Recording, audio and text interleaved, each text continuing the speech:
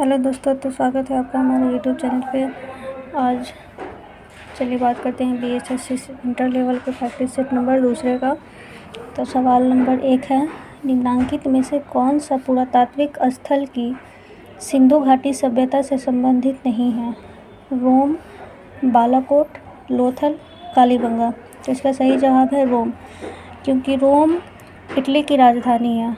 बालाकोट पाकिस्तान के खैबर पख्तूनख्वा प्रांत के मनसेरा ज़िले में स्थित है, जो कि सिंधु घाटी सभ्यता का एक केंद्र है।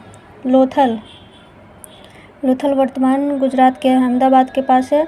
ये भी सिंधु घाटी सभ्यता का एक पुरातात्विक स्थल के रूप में है। कालीबंगा वर्तमान हनुमानगढ़, जो कि राजस्थान के निकट है, वहाँ पे है। सवाल नंबर 2, द्वितीय बौद्ध परिषद कहाँ हुई थी?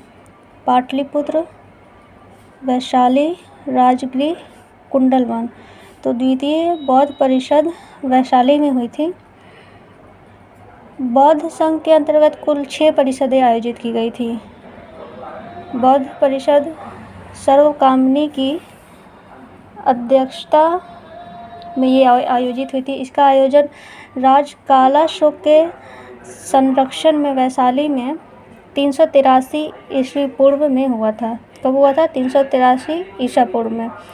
इसी बौद्ध परिषद में बुद्ध के अनुयायी 2 भागों में विभाजित हो गए थे। बुद्ध के अनुयायी कितने भागों में विभाजित हुए थे? 2 में, एक स्थविर और एक महासंघिक। स्थविर रूढ़िवादी थे और महासंघिक उदारवादी थे। स्थविर और महासंघिक में विभाजित हुए थे। स्थविर अधिक रूढ़िवादी थे, जबकि महासंघिक अधिक उदार थे। इस विभाजन का कारण वैशाली में भिक्षुओं की अनुशासनात्मक प्रथाओं पर मतभेद था। सवाल नंबर 3 है,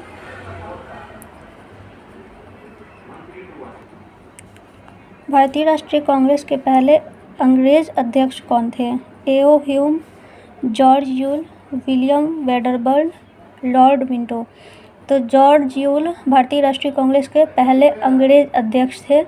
इन्होंने 1888 के इलाहाबाद अधिवेशन में कांग्रेस की अध्यक्षता की थी। कब की थी? 1888 में इलाहाबाद अधिवेशन में कांग्रेस की अध्यक्षता जॉर्ज यूल ने की थी। सवाल नंबर 4, स्वतंत्रता प्राप्ति से पूर्व भारत में आए ब्रिटिश कमीशनों में से श्वेत कमीशन किसे कहा जाता है? Simon commission, Chelmsford commission, Minto commission, Cripps mission. तो साइमन कमीशन को श्वेत कमीशन के रूप में भी जाना जाता है। साइमन कमीशन की नियुक्ति 8 नवंबर 1927 को की गई थी तथा इस कमीशन में 7 अंग्रेज अधिकारियों को शामिल किया गया था। इसमें से एक भी भारतीय को सदस्य नहीं बनाया गया था। इसी कारण से इसे श्वेत कमीशन कहा गया था और साइमन गो का नारा भी दिया गया था। सवाल नंबर 5, ब्रिटिश भारत के किस गवर्नर जनरल ने स्थानीय सरकार की स्थापना के लिए पहल की थी? Lord Lytton, lord Curzon, lord Ripon, lord Irwin. तो सही जवाब होगा लॉर्ड रिपन। लॉर्ड रिपन ने सर्वप्रथम समाचार पत्रों की स्वतंत्रता को बहाल करते हुए 1882 ईस्वी में वर्नाक्यूलर प्रेस एक्ट को समाप्त कर दिया गया था। 1882 में वर्नाक्यूलर प्रेस एक्ट को समाप्त कर दिया था। किसने किया था? लॉर्ड रिपन ने।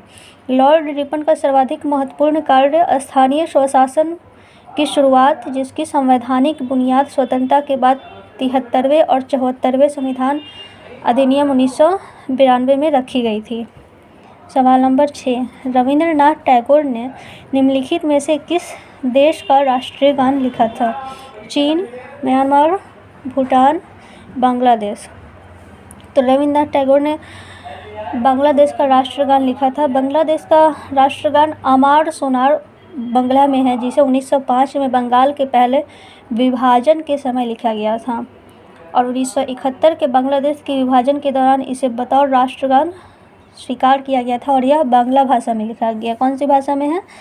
बांग्ला भाषा में। और इसका नाम क्या है? अमार सोनार। विलियम बेंटिंक का द्वारा निम्नलिखित में से किस सुधारक उपाय को लागू नहीं किया गया था? दास्ता का अंत, ठगों का दमन, सती प्रथा का अंत, धर्म में परिवर्तन के कारण असमर्थताओं को दूर करना। तो दास्ता का अंत। दास प्रथा का अंत विलियम बेंटिक ने नहीं करवाया था। दास प्रथा का अंत तो भारत में ब्रिटिश शासन के समय 1843 में इस प्रथा को बंद करने के लिए अधिनियम पारित किया गया था, जिसके अनुसार दास्ता का अंत हुआ था। सवाल नंबर 8, इनमें से कौन सा देश द्वितीय विश्व युद्ध के दौरान धुरी राष्ट्र गुट का सदस्य नहीं था? जापान, जर्मनी, चीन, इटली। तो चीन द्वितीय विश्व युद्ध के दौरान धुरी राष्ट्र गुट का सदस्य नहीं था। द्वितीय विश्व युद्ध कब हुआ था? 1939 से 1945 तक चला था।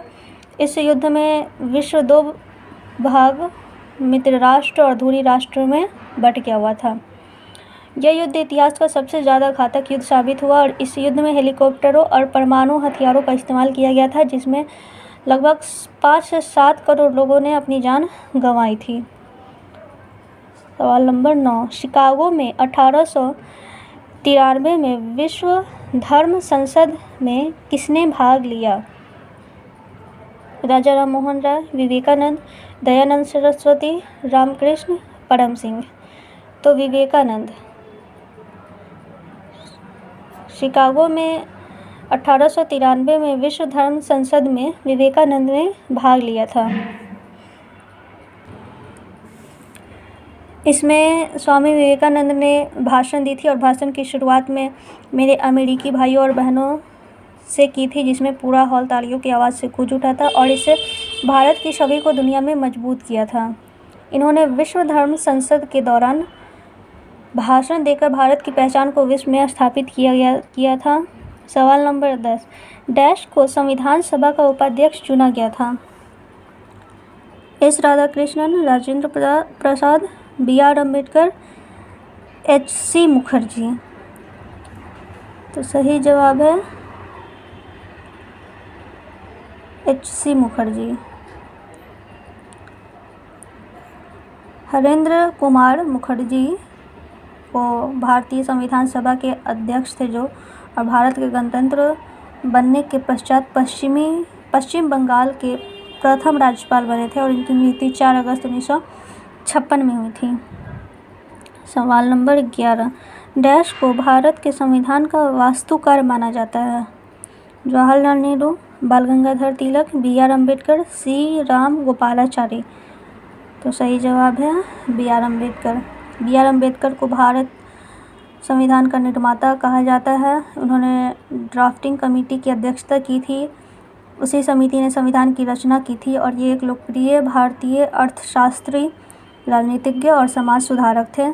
30 सितंबर 1956 को अम्बेडकर ने अनुसूचित जाति महासंघ को समाप्त करके रिपब्लिकन पार्टी ऑफ इंडिया की घोषणा की थी।